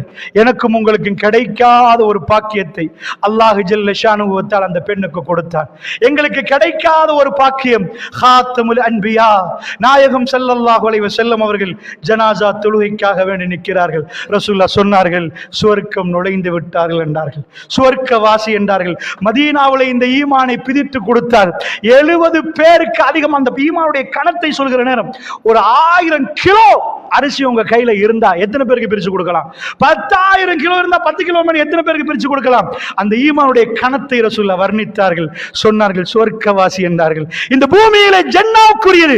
அல்லாஹ் என்ன சொல்றான்? யா இபாதியல்லஸீன அஸ்ரஃபு அலா அன்ஃபுஸிஹிம் லா தக்னது மிர் ரஹ்மத்தில்லாஹ். உங்களுக்கு நீங்களே அநியாயம் செய்து கொண்ட என்னுடைய அடியார்களே, அல்லாஹ்வுடைய அன்பில் நிராசை அடையாதீர்கள். அல்லாஹ் இரக்கமானவன் என்கிறான். அல்லாஹ் உங்களை மன்னிக்க போதுமானவன் என்கிறான். என்னிடம் கேளுங்கள் தருகிறேன் என்று அல்லாஹ் ரப்பல் ஆலமீன் சொல்கிறான். மன்னிப்பு கேளுங்கள் என்கிறான். நான் ஏன் உங்களுக்கு இதை சொல்லுகிறேன் என்று சொன்னால், மறுமையை எப்படி நம்பியிருப்பார்கள். எங்களுக்கு ஏதோ ஒரு மதில் பிரச்சனை என்றால் பதறி போகிறோம். தன்னுடைய வாழ்க்கையே பதறிக்கொண்டு இருந்தது எதுவரைக்கும் தெரியுமா? ரப்பு என்னை மன்னிக்கணும், அதுக்குரிய சட்டம் நிறைவேற்றப்படணும் என்பதற்காக வேண்டி அந்த பெண் ஜன்னாவுக்கு பறந்து சென்ற காட்சி உங்களுக்கு நான் சொன்னேன் என்று சொன்னால், அல்லாஹ்வுடைய நல்லடியார்களே, இதுதான் ஈமான் செய்த புரட்சி. விறுவிரண்டு 4 பேர் கையில பிடிச்சிட்டு வந்து அடிச்சு உட்காரு, உன்னை சாவடிக்க போறேன் சொல்லல அல்லாஹ்வுடைய நல்லடியார்களே. இந்த வரலாறுகள் வெஸ்டர்ன் வேர்ல்டுக்கு அற்புதமா இருக்கு. இப்படியும் மனிதர்கள் அவர்கள் பார்ப்பார்கள், இப்படியும் வாழலாமா என்று கேட்பார்கள். அவர்களுக்கு அன்றாடம் தண்ணி குடிப்பது போன்று விபச்சாரம், அன்றாடம் சாப்பிடுவது போன்று விபச்சாரம், நைட் கிளப்புகளில் விபச்சார விடுதிகள் அவர்கள் நடத்தி கொண்டிருக்கிறார்கள். அல்லாஹ்வுடைய நல்லடியார்கள் என்று சொன்ன அல்லாஹ்வுடைய நல்லடியார்களே, அப்படி என்று சொன்னால் மறுமை அதை நம்பியவர்கள் நடந்து கொண்ட விதங்கள் எக்கச்சக்கமாக இருக்கிறது என்றால், நானும் நீங்களும் நம்பிவிட்டோமா என்ற கேள்வியோடு ஆரம்பிக்கிறேன். மஹ்ஷர் மைதானத்துடைய நிகழ்வுகளை சொல்லுவதற்கு முன்னாடி நானும் நீங்களும் அல்லாஹ்வை சந்திக்க போகிறோம் என்ற உணர்வு ஒரு நாளைக்கு எத்தனை வாட்டி வருகிறது அல்லாஹ்வுடைய நல்லடியார்களே. மறுமையில என் நிலைமை என்ன, என் நிலைமை என்ன, என்னுடைய குடும்ப நிலைமை என்ன, என் பிள்ளைகள் நிலைமை என்ன, என் மனைவி நிலைமை என்ன, எத்தனை வாட்டி துடித்திருக்கிறோம். ரஹ்மானோட தனித்து நின்று இரவுல பேசியிருக்கிறோமா? அல்லாஹ்விடம் தேம்பி தேம்பி அழுது மன்னிப்பு கற்றிருக்கிறோமா? இந்த நெஞ்சு நடுங்கிற அளவுக்கு ரப்பிடம் அழுதிருக்கிறோமா? கண்கள் கண்ணீரை கொட்டிருக்கிறதா ரப்பே என்று துடித்திருக்கிறோமா? அல்லாஹ்வுடைய நல்லடியார்களே, ஈமானை பதம் பார்க்க வேண்டியிருக்கிறது அல்லாஹ்வுடைய நல்லடியார்களே. அப்படி இல்லாமல் மறுமை நிகழ்வுகளை நான் விரித்து காட்டினால் அது அர்த்தம் இல்லாமல் காத்தில் பறந்து போய்விடும். ஈமானை பதம் பார்த்தவர்களுக்கு அல்லாஹ் ரப்பல் ஆலமீன் சொல்கிற ஒவ்வொரு வார்த்தைகளும் பயங்கரமாகவே இருக்கும். மறுமையுடைய காட்சிகளை அல்லாஹ் ரப்பல் ஆலமீன் விவரிக்கிற நேரம் பயங்கரமாக விவரிக்கிறான். யௌம தரவுனஹா ததலு குல்லு முர்திஅத்தின் அம்மா அர்தஅத் வதலு குல்லு ذاتின் ஹம்லின் ஹம்லஹா வதரன் நாஸ சுகாரா வமா ஹும் பிசுகாரா வலாகின் அஸாபல்லாஹி ஷதீத். அல்லாஹ் ரப்பல் ஆலமீன் சொல்கிறான், அந்த நாளை நீங்க பாப்பீங்க. எப்படி இருக்கும்? ததலு குல்லு முர்திஅத்தின் அம்மா அர்தஅத். அதாவது பால் கொடுக்கிறதை பற்றி அல்லாஹ் சொல்கிறான். பால் கொடுக்கிற பெண்ணுக்கு கையில இருந்து பால் கொடுப்பதை மறந்து, ஒரு உம்மா தன் பிள்ளையோட பால் கொடுக்கிறேன்னு அவ்வளவு அட்டாச்சா நிற்பார்கள். அதுவே மறந்து விடும். எந்த அளவுக்கு புள்ளையை பெற்றெடுக்க ஈண்டெடுக்கக்கூடிய அந்த வேதனையோட ஒரு பெண் இருப்பார்கள். புள்ளையை பெற்றெடுத்ததுன்னு தெரியாது, அவங்க பெற்றெடுத்தாங்களான்னு தெரியாத அளவுக்கு கடும் பயங்கரமாக உலகத்தில் இப்படித்தான் மறுமை நாள் வரும். சாதாரணமாக கப்பல்கள், சில காட்சிகள் யூடியூப்ல போடுறார்கள். என்ன கப்பல் போகிற நேரம் அலை வந்து ராட்சச அலைகள் மேல அடிக்கிற நேரம் வீடியோவை பார்க்கிற நமக்கு மேலே பதறுது. ராட்சச அலைகள் கடல்களில் பெரும் பெரும் கப்பலை புரட்டி போடுகிற வீடியோக்களை நாம் பார்க்கிற நேரம் மிக பயங்கரமாக இருக்கிறது. ரஹ்மான் இந்த கடலுக்கு சொந்தக்காரன், எப்படிப்பட்ட பலம் வாய்ந்தவன் என்று நமக்கு புரிகிறது என்று சொன்னால், மறுமை நாளை பற்றி சொல்கிற நேரம் சுக்குநூறாக்கப்படும் உலகம், கடல் தீ வைக்கப்படும், அல்லாஹ்வுடையார்களே எல்லாம் கக்கப்படும். ஒரு சுனாமியை பார்க்கிறோம். சுனாமி எப்படிப்பட்ட பதட்டத்தை நமக்குள் உருவாகுது என்றால், இந்த மாதிரி பயங்கரமான காட்சிகளை திருக்குர்ஆன் நிறையவே சொல்லுகிறது. அவைகள் எல்லாம் சொல்லுகிற நேரம் நமக்குள் பயம் வருகிறதா, அல்லது நாம் ஏதோ சாதாரணமாக கடந்து போகிறோமா? அல்லாஹ்வுடைய எங்களுக்கு எந்த பயமும் இல்லாம கடந்து போகிறோம் என்று சொன்னார். எங்க பிரச்சனை மருந்து மறுமையில இல்லை, இருக்குது நம்பிக்கையில் இருக்குது. அல்லாஹ்வுடைய நாம் எந்த அளவுக்கு நம்புறோம் என்பதில் தான் அது இருக்கிறது. அப்படி என்றால் அதற்கு ஏராளமான சான்றுகள் ஹதீசுகள் வாயிலாக நாம் பார்க்கிறோம். என்றாலும் நான் மறுமைக்குரிய குர்ஆன் ஆயத்துகளையும் ஹதீசுகளுக்குள் போவதற்கு முன்னாடி ஒரு செய்திகளை உங்களுக்கு மத்தியில் அதை உறுதிப்படுத்துவதற்காக, திரும்ப ஈமானை புதுப்பித்துக் கொள்வதற்காக ஒரு சில செய்திகளை சொல்லிவிட்டு போகலாம் என்று நினைக்கிறேன். பெருமானார் ஸல்லல்லாஹு அலைஹி வஸல்லம் அவர்கள், இது ஹிஜ்ரி 9-8களில் நடக்கிறது. இந்த நேரம் பெருமானாருக்கு தன்னை நிரூபிக்க வேண்டிய எந்த தேவையும் இருக்கல. இஸ்லாம் வளர்ந்துட்டு கிளை போட்டு வளருது. இப்ப பெருமானார் போய் ஒரு சபையில நின்றா. இதற்கு முன்னாடி ஒரு 10 பேருக்கு தான் ரசூலுல்லாஹ் பயான் பண்ணினாங்க, 20 பேருக்கு பயான் பண்ணாங்க. பெருமானார் லட்ச கணக்கு மக்களுக்கு பயான் பண்ணினதே இல்லை. ஆயிரக்கணக்கான மக்களோட ரசூலுல்லாஹ் பேசினது கம்மி. ஆனா ஹிஜ்ரி இப்ப கடைசி காலங்கள்ல அரபிகள் ரசூலுல்லாஹ் ஹரத்துக்கு வர்றாங்கன்னு கேள்விப்பட்ட உடனே, காபத்துல்லாவுக்கு ரசூலுல்லாஹ் வர்றாங்கன்னு கேள்விப்பட்ட உடனே கிராமப்புறங்கள் இந்த அரபிகள் இஹ்ராத்தை கட்டிட்டு பெருமானாரை பார்க்க வந்த அழகான காட்சி தான் இறுதி ஹஜ். இந்த பக்கம் பார்க்கிறார்கள் லப்பைக் அல்லாஹும்ம லப்பைக், இந்த பக்கம் பார்க்கிறார்கள் லப்பைக் அல்லாஹும்ம லப்பைக். கண்ணு தெரிகிற தூரத்தையும் தாண்டி மக்கள் நிற்கிறார்கள். இஸ்லாம் ஐஸா ஜாஅ நஸ்ருல்லாஹி வல் ஃபத், அல்லாஹ்வுடைய உதவியும் வெற்றியும் வருகிற நேரம் வரைத்தன்னா யதுகுலூன ஃபீ தீனில்லாஹி அஃவாஜா, நபியே நீங்க பாப்பீங்க கூட்டம் கூட்டமா மக்கள் நுழைவார்கள். இதற்கு முன்னாடி அவங்களுடைய மனைவி கையை பிடிச்சி ஷஹாதத்து சொல்லியிருந்தாங்க. தன்னுடைய நெருக்கமான நண்பர் அபூபக்கர் சித்திக் சொல்லியிருந்தாங்க. ஒவ்வொரு ஆள் இஸ்லாத்துக்கு வருவதற்கு அவ்வளவு காலம் எடுத்தது. ஆனா பின்னாடி ஹிஜ்ரி 8-6க்கு பிறகு மெல்ல மெல்ல இஸ்லாம் வளர ஆரம்பிச்சு, 8க்கு பிறகு அது மிக பலமாக வளர ஆரம்பிச்சு. பெருமானுடைய பிரியாவுடைய நேரம் அதிகமான ஜஸீரத்துல் அரபு மக்கள் இஸ்லாத்தை ஏற்றுக்கொண்டு விட்டார்கள். அப்பதான் ரசூலுல்லாஹ் பிரிய போறாங்க. இது ஹிஜ்ரி, சில ரிவாயத்துப்படி ஹிஜ்ரி 9, சில ரிவாயத்துப்படி ஹிஜ்ரி 8. அல்லாஹ்வுடைய ரசூலுல்லாஹ் ஒரு நாள் காலையில எழும்புறாங்க. இது இமாம் பைஹகி அவர்கள் தன்னுடைய கிதாபுல கொண்டு வந்து சேர்க்கிறாங்க. எதுக்கென்றா, பெருமானார் ஸல்லல்லாஹு அலைஹி வஸல்லம் அலாமத்து நுபுவா, ரசூலுல்லாஹ் நபி தான் என்பதற்கு சில அடையாளங்களை, அத்தாட்சிகளை, சில அடையாளங்களை கொண்டு வந்து காட்டுகிறார். அதில் இந்த செய்தி வருகிறது. அல்லாஹ்வுடைய நேரங்களே, இது நிறைய கிதாபுகள் நாம் பார்க்கலாம். பெருமானார் காலையில எழும்புறாங்க. எழும்பி ரசூல் ஸல்லல்லாஹு சொன்னாங்க, இன்றைக்கு ஒரு முஸ்லிம் இறந்து விட்டார் என்றாங்க. ஒரு முஸ்லிம் இறந்து விட்டார், அவருக்கு யாருமே ஜனாசா தொழுவிக்கல, நாங்க தான் ஜனாசா தொழணும்ட்டாங்க. காயிபான ஜனாசா. அவங்க அங்க பல கிலோமீட்டர், பல்லாயிரம் கிலோமீட்டருக்கு அங்கால நிற்கிறார். கடலும் கடந்துதான் போகணும். அவர்கிட்ட போறண்டா ரெட் சி, இன்றைக்குள்ள ரெட் சி பார்த்திருப்பீங்களா மேப்ல, அது கிராஸ் பண்ணினா அந்த பக்கம் ஆப்பிரிக்கா, இந்த பக்கம் இது அந்த எத்தியோப்பியா. எத்தியோப்பியா மக்கள் பொதுவாக அரபு நாட்டுக்கு வந்து போவாங்க. சோ அந்த கடலை கிராஸ் பண்ணிட்டு தான் போகணும். அந்த கடலுக்கு அங்கால உள்ள எத்தியோப்பியா அபிசீனியாவுடைய மன்னர், அவர் பேர் அஷ்ஹமா, அவர் பட்டம் நஜாசி. நம்ம நாட்டில் நம்ம ஜனாதிபதி என்னுவோம், சில நாடுகள்ல அவங்க மலிக் என்னுவாங்க, சில நாட்டுகள்ல அவங்க ஏதோ ஒரு பேர் வைப்பாங்க. அதாவது சில நாடுகள்ல வரலாறு படிக்கிறோம், பாராக்கள் என்னுவாங்க.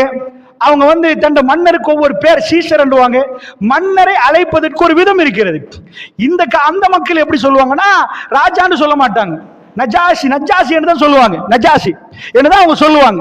சோ அவங்க என்ன பண்றாங்கன்னா, அந்த நஜாசிகள் அப்ப இருக்கிற நஜாசி யாருன்னு கேட்டா அஷ்ஹமா, அவர் இறந்து போயிட்டார். இறந்து போனா பெருமானார் இஸ்லாத்தை நிரூபிக்கிறது சொல்லவே இல்லை. ஏன்னா ஆண்ட சொன்ன தெரியுமா, யார் வந்து கேள்வி கேட்கல. ரசூலுல்லாஹ் இப்ப உண்மைதான் சொல்றாங்க, எல்லாம் ப்ரூஃப் ஆயிட்டு. இதுக்கு ஒரு 10 ஆண்டுகளுக்கு முன்னாடி பெருமானார் பேசுவதை பலத்த சந்தேகத்தோடு பார்த்தார்கள். பெருமானார் சொல்வது உண்மையா பொய்யான்னு கேட்டார்கள். இப்போ அதாவது உமர் ரலியல்லாஹு அவர்களுக்கு சில ரிவாயத்துப்படி அவர் இஸ்லாத்தை ஏற்றுக்கொள்ள 6 வருஷம், சில ரிவாயத்துப்படி 9 வருஷங்கள், 6 அல்லது 9 வருடங்கள் பலத்த சந்தேகத்தில் நின்றவர் தான் உமர் பின் கத்தாப். ஒரே அடியா கையை பிடிச்சிட்டு ஷஹாதத்து சொல்லல, எல்லாரும் அவர் பேச்சை கேட்டுட்டு பின்னாடி போக்காட்டு இருந்துட்டு, பாவம் எங்களோட விளையாடினவர், எங்களோட நின்றவர் கொஞ்சம் அப்செட் ஆயிட்டு போல, மஜ்னூன் பைத்தியம்னாங்க. அப்படி பேசினவங்க இருக்கிறாங்க. வீட்டுல வரைக்கும் வந்து கேட்டதுக்கு பிறகு பெருமானா அல்லாஹ் என்னோட பேசுறான் தெரியுமா, பிறகு ஒருவோட அல்லாஹ் பேசுறானா, பின்னாடி பைத்தியம் என்றார்கள், ஷாயிர் என்றார்கள், ஷாயிர் என்றார்கள், சூனியக்காரன் என்றார்கள், கவிஞர் என்றார்கள். எல்லாத்தையும் அந்த மக்கள் சொல்ல கடுமையான பலத்த சந்தேகத்தோடு இருக்க, அவர்களுக்கு சந்தேகமே நீங்கியதுக்கு பிறகுதான் இந்த சம்பவமே நடக்குது. நீங்க நினைச்சிடக்கூடாது சஹாபாக்கள் சந்தேகத்துக்கு வருவது, ஆனா பின்னாடி உள்ளவர்களுக்கு இது ஒரு பெரும் அத்தாட்சி. பெருமானார் எழும்பி சொன்னாங்க, இன்றைக்கு ஒரு ஆள் மௌத்து தெரியுமான்னு கேட்டாங்க. யாரு?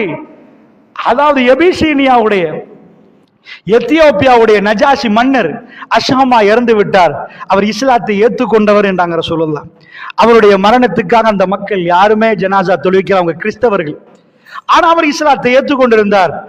ஏன்னா அங்க போய் ஜாஃபர் பின் அபி தாலிப் ரலியல்லாஹு அன்ஹு அவங்க பிரச்சாரம் செய்கிற நேரம் அவர் இஸ்லாத்தை ஏற்றுக்கொண்டார். அவர் நபியை நம்பினார். ஆனால் அவரால் எதுவுமே வெளிப்படுத்த முடியாமல் இருந்தது. அந்த ஒரு சூழல்ல அவர் அல்லாஹ்வை ஏற்றுக்கொண்ட நேரத்திலே அவர் மௌத்தாக இருந்தார். பெருமான் அந்த ஜனாசாவுக்கு ரெடி ஆகுறாங்க. இதை பற்றி தோழர்கள் சொல்லுகிற நேரம் அவங்க எத்தனாவது சஃப்ல இருந்ததெல்லாம் சொல்றாங்க. ஒரு இடத்துல வருவது எந்த நாளில் அவர் மௌத்தாகினாரோ, எந்த நாளில் மௌத்தாகினார் அந்த நாளில் ரசூலுல்லாஹ் ஸல்லல்லாஹு அலைஹி வஸல்லம் ரசூலுல்லாஹ் ஜனாசாவை அறிவித்தார்கள் என்றாங்க. எப்ப? மௌத்தாகி 10 வருஷத்துக்கு பிறகு இல்ல, நேத்து மௌத்தா இன்றைக்கு அறிவிக்கல, இப்ப மௌத்துன்னு அறிவிச்சாங்க. மாத்தஃபி எந்த நாளில் மௌத்தாகினார்களோ அந்த நாளில் ரசூலுல்லாஹ் ஜனாசா அறிவிப்பு செஞ்சாங்கன்னா, வெள்ளிக்கிழமை மௌத்துனா வெள்ளிக்கிழமை, சனிக்கிழமை மௌத்துனா சனிக்கிழமை, மாற்று கருத்திகளை. சாதாரண ஒரு பிரசிடென்ட் மரணத்தை வந்து சும்மா அறிவிக்க இயலாது. பிரேமதாஸ் அவர்கள் 93 இறந்து போனாங்க. மே மாதம் 1ஆம் தேதி இறந்து போகிற நேரம் சரியா 12 மணி. சரியா 12 மணிக்கு இப்படி இப்படியே கொண்டாந்து லேஞ்சு தூக்கு இப்படி காட்டுறாரு. அந்த டைமை பார்த்து ஆம்ஸ்ட்ரீட் இதுல நம்ம வீட்டு பக்கத்துல அந்த இடத்துல பொம் பிளாஸ்ட் ஆகுது, இறந்து போறாரு. 4-4:30 மணி வரைக்கும் இலங்கையில பிரசிடென்ட் மீடியா என்னாச்சு ரேடியோ, அப்ப ரேடியோ தான் எல்லாரும் கேட்பாங்க, வெளியிடவே இல்லை ஜனாதிபதி இறந்துட்டாரு. ஆனா பிளாஸ்ட் ஆயிட்டான்னு தெரியுது. மீடியாவுல பிரசிடென்ட் யூனிட், மீடியா யூனிட் வெளியே சொல்லாம யாருக்கும் ஜனாதிபதி செத்து போட்டான்னு சொல்லல, அது குற்றம். ஒரு ஜனாதிபதியுடைய இறப்பை அது சட்ட ரீதியாக அறிவிக்கப்படணும். அப்படி இல்லைன்னா ஒரு பெரும் குற்றமா போயிடும். பெருமானார் ஸல்லல்லாஹு அலைஹி வஸல்லம் பொய் சொல்ல மாட்டாரு. பொய் சொல்லாதவர், அவர் பொய் சொல்லவில்லைன்னு நம்பிக்கை எல்லாத்தையும் இருக்குது. சொல்லிட்டாங்கன்னு வைங்க, இது பிழையா போச்சுன்னு அவர் மேலே ஒரு பெரிய டவுட் வந்துடும். அவர் சொன்னது உண்மை ஆச்சுன்னா அவருடைய மறுமை நம்பிக்கையில கொஞ்சம் கூடுதல் வரும். பார்க்காத நஜாசி அவசரமா போட்ல போய் இங்க இருந்து போய் கப்பல் எடுத்து அடுத்த பக்கம் போய் அங்கிருந்து போகணும். சாதாரணமா பிளைட்ல போறதுக்கே வந்து பல மணித்தாரு, அதாவது அது நான் பார்த்த அடிப்படையில் எனக்கு ஞாபகம் இல்லை, அந்த டிஸ்டன்ஸ் வந்து ஒரு 1800 நினைக்கிறேன், 1800 கிலோமீட்டர், ஞாபகம் இல்லை சரியா. அந்த அளவு ரொம்ப தூரம். அது இங்கிருந்து சென்னைக்கு போய் சென்னையில இங்க வந்து இங்கிருந்து சென்னைக்கு போற மாதிரி அதை தாண்டிருக்கும். ஏர் டிஸ்டன்ஸ் தரையில போறோம்னா ரொம்ப கூட வரும். அந்த அளவு தூரத்துல இருந்து மெசேஜ் வந்தா அங்க உள்ள வேகமான குதிரையில வந்தாலும் மெசேஜ் இவ்வளவு குயிக்கா வராது. வஹி மட்டும்தான் வரலாம். பெருமாள் தனக்கு வஹி வர்றதா சொல்லிட்டு இருக்கிறாங்க. இப்பதான் இந்த மெசேஜ் வைக்கிறாங்க, மக்கள் தொழுந்துட்டாங்க. ஆனா ஜனாசா முன்னாடி இல்ல.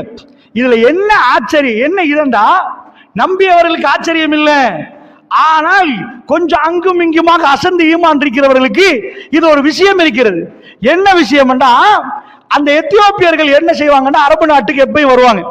எதுக்கு வருவாங்கன்னா, அவர்கள்ட்ட வந்து அவங்க நீங்க பார்த்திருப்பீங்க, நாடோடிகள் இருக்கிறாங்க, அவங்க ஏதாவது ஒரு பாம்பை வச்சிருப்பாங்க, ஒரு குரங்கை வச்சிருப்பாங்க, விளையாட்டு காட்டிட்டு எங்களுக்கு ஏதாவது போடுங்கன்னு அப்படி அடுத்த ஊருக்கு போவாங்க. அதான் அவங்களோட சம்பாத்தியம். எத்தியோப்பியர்கள் கருப்பர்கள் என்ன செய்வாங்கன்னா, அந்த காலத்தில் அவங்களை பிடிச்சிட்டு விற்பாங்க. சில ஊர்களில் வந்து அவங்க என்ன செய்வாங்க, அந்த கருப்பர்களை எடுத்து போய் சந்தையில ஏலம் போடுவாங்க, ஏலம் போட்டு வித்துருவாங்க. அதனாலே அரபு நாட்டு கருப்பர்கள் வருவாங்க. இன்னொரு கருப்பர்கள் என்ன வருவாங்க, டீமா வருவாங்க, வந்துட்டு மல்யுத்தம் பண்ணுவாங்க. அந்த மல்யுத்தத்தை எல்லாம் அரபிகள் பார்த்துட்டு ஏதோ அவங்களை சந்தோஷப்படுத்தினதுக்கு பிறகு ஏதோ கொடுப்பாங்க. இந்த மல்யுத்தம் பண்ற கூட்டம் வருவாங்க. இன்னும் நிறைய எத்தியோப்பியர்கள் வந்து போற வழக்கம் இருக்கு. அவங்கள்ட்ட போய் கேட்டா, ஏப்பா உங்க மன்னர் இறந்துட்டாராண்டா? இறந்துட்டாருன்னு சொன்னாலே அது ஒரு அற்புதம் தான். ஏண்டா ரேடியோ இல்ல அந்த காலத்துல. கொழும்புல ஒன்று நடக்குதுன்னு நீங்க எப்படி கேட்பீங்க? இங்க உள்ள ரேடியோல போய் டீ கடையில் உள்ள ரேடியோல கேட்டுட்டு வருவாங்க. 50ல இவ்வளவு பிரச்சனையாமா, அப்ப இப்படியாமா, இது இப்படியாமாண்டு. இன்றைக்கு கொழும்புல நடக்கிறது ஒரே வாட்ஸ்அப்ல வந்துடும், ஒரு லைவ் ஃபேஸ்புக்ல வந்துடும். அந்த காலம் அப்படி வராது. அல்லாஹ்வுடைய நல்லடியார்களே, நஜாஷி மன்னனுடைய மரண செய்தி இங்க அறிவிக்கிறாங்க. நீங்க உங்க சாதாரணமா இந்த ஊர்ல ஒரு ஆள் மரண செய்தி அறிவிச்சிட்டீங்கன்னா அவர் மௌத்தாகனா எப்படி இருக்கு உங்களுக்கு? யாருமா போட்டது? அவதான் உசுரோடு இருக்கிறாரு, நீ எப்படி போடுவான்னு கேட்பாங்களா? மௌத்தாக ஒரு ஆள் மரண செய்தி போடலாது. வந்தவங்கள்ட்ட கேட்ட, இப்ப புதிய நஜாஷி அசகமா இறந்துட்டாரு, இப்ப புதிய ஆள் வந்திருக்கிறாரு. அரபிகளுக்கு எங்களை விட நாள் தெரியும், அதனால புரிஞ்சுக்கோங்க. நேரத்துல அரபிகளை நாங்க கிட்டே வைக்கல, எங்களை கிட்ட வைக்கல. எங்களுக்கு இதை பார்த்தா தான் விளங்கும். ஓ இப்ப 7 மணியா 8 மணியா 10 மணியாண்டு எங்களுக்கு டைமை பார்க்கணும். அவங்க கூடுதலான தொடர்பு வானத்தோட தான். அவங்க நட்சத்திரத்தை பார்த்துட்டு ரோட்டை பார்க்க மாட்டாங்க. அவங்க போற நேரம் நம்ம ரோட்டை பார்த்து தான் போவோம், அவங்க வானத்தை பார்த்து தான் போவாங்க. வானத்தை பார்த்துட்டு சொல்லுவாங்க, இது யமன் பக்கம், இந்த நட்சத்திரம் ஆகிய இந்த பக்கம் பண்ணுவாங்க. அழகா கணக்கு போடுவாங்க. அதனால தான் அவங்களுக்கு ஒரு நாள் கூட ஜும்மா மிஸ் ஆகல. எண்ணி பார்த்துட்டு இது சனிக்கிழமையோ இது வெள்ளிக்கிழமையோ அதெல்லாம் மிஸ் ஆகல. எங்களை மாதிரி டேட்டை போட்டு கேலண்டரை பார்த்து மார்க் பண்ணி செய்யல. அவர்கள் அதை கணக்கு, அந்த கணக்கு அழகா பண்ணுவாங்க. அவங்களுக்கு என்ன சொல்ல தெரியலன்னா 2010 2015 சொல்றோமே அந்த மாதிரி கணக்கு இருக்கல. அவங்க எப்படி கணக்கு சொல்லுவாங்க? ஒரு இன்சிடென்ட் சுனாமி நடந்துச்சு வைங்களே, சுனாமில இருந்து 10 வருஷம். ஆமுல் ஃபீல் யானை வந்துச்சு, அதுல இருந்து 10 வருஷத்துக்கு முன்னாடி பின்னாடி என்னவாங்க. ஆமுல் ஹுசன் இந்த கவலைப்பட்டாங்க சொல்லலாம், அதுல இருந்து இது அப்படி கணக்கு அப்படி சொல்லுவாங்களே தவிர நம்மள மாதிரி இந்த கணக்கில் பிறகுதான் இஜ்ரத் வந்துச்சு. அப்ப நாள் நல்லா தெரியும். இது திங்க, இது யௌமுல் அஹத், இது யௌமுல் சபத், அந்த நாள்கள் நல்லா உங்களுக்கு தெரியும். அப்ப பெருமானார் எந்த நாளில் இறந்து சொன்னாரோ அந்த நாளில் அசகமா இறந்திருந்தது. ஒரு நாட்டு ஜனாதிபதி இறந்துட்டாருன்னா எல்லாரும் மறந்துடுவாங்களா? நாட்டு ஜனாதி சாதாரண ஆள மறந்து டேட்டை மறப்பாங்க, ஜனாதிபதியுடைய இறப்பை மறக்க மாட்டாங்க. அது எல்லாருக்கும் அப்படி நிற்கும். ஜனாதிபதி இறந்த நாள் எங்க நாட்டில் இதாயிட்டு நாள் கேட்டுருவாங்க, என்ன நாள் அது சாட்டர்டேயா ஃப்ரைடேயா என்னப்பா அது கேட்பார்கள். சொன்ன மாதிரி அதே நாளில் அதே தினத்தில் அசகமா இறந்திருந்தார். இப்ப கேட்கிற கேள்வி, பெருமானார் காணாத அசகமாவை பத்தி, எத்தியோப்பியாவுடைய மன்னரை பத்தி இங்க இருந்து சொல்லி நான் நபிதான் நீங்க ப்ரூவ் பண்ணுங்க போய் பாருங்கன்னு சொல்லல.